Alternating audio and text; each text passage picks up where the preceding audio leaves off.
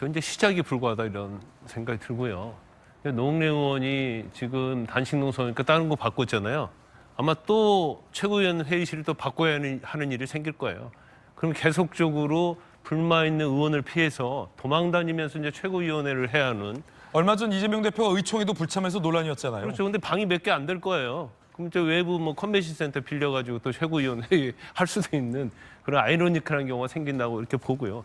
저는 이제 개인적으로 볼 때 또 객관적으로 볼 때 이수진 의원이나 이제 노웅래 의원 같은 경우에는 사실은 컷오프하는 게 맞다고 봐요. 근데 왜 이게 언론에 보도가 되고 문제가 되고 있냐고 하면 결국 이재명 대표의 사법 리스크 때문에 그게 없었다고 한다면 많은 사람들이 수긍했을 가능성이 크다고 봐요. 노웅래 의원 사실은 지금 검찰에서 영장 청구했는데 불체포 특권 해가지고 빠져나간 거잖아요. 자, 한 푼도 안 받았다고 했다가 재판서는 받았다고 얘기를 하고 있잖아요. 그러면 저런 사람은 공천받을 수 없는 거예요. 그런데 한편으로 노웅래 의원 입장을 이해할 수 있어요. 왜냐하면 내 범죄 행위는 이재명에 비하면 세 발의 피다 이거예요.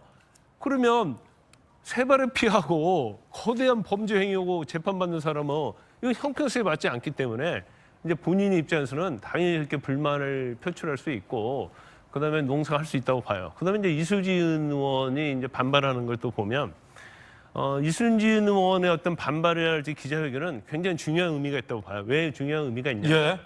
우리가 사당화 그런 얘기를 수없이 했지만 이제 너무 진보해져 버렸어요. 그건 누구나 알고 있는 얘기예요. 그런데 딱 집어서 얘기한 거 있잖아요. 백현동과 관련해서 이재명 대표가 거짓말을 하고 있다 얘기했잖아요.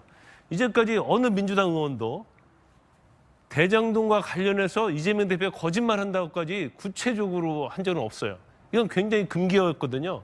그런데 제가 개인적으로 볼 때는 민주당 의원들 중에서 상식과 양심이 가진 사람이라고 한다면 이수진 의원과 다 똑같은 생각할 거예요. 그런데 왜 저런 말을 못하냐? 결국 공천이죠. 공천에서 어떤 떨어지고 컷오프 되니까 이제는 할 수 있는 거예요.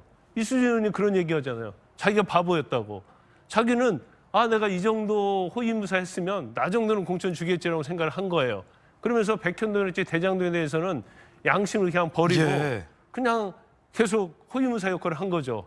그래서 이제 와서 이제 후회를 하면서 저런 얘기를 하는 거예요. 그런데 아마 계속적으로 그냥 불출마랄지 탈당할지 이런 얘기 아니고 앞으로는 사법 리스크에 관한 얘기가 보수층이나 언론사가 아니고 민주당 내에서 아마 계속적으로 문제가 제기될 것이다 이렇게 봅니다.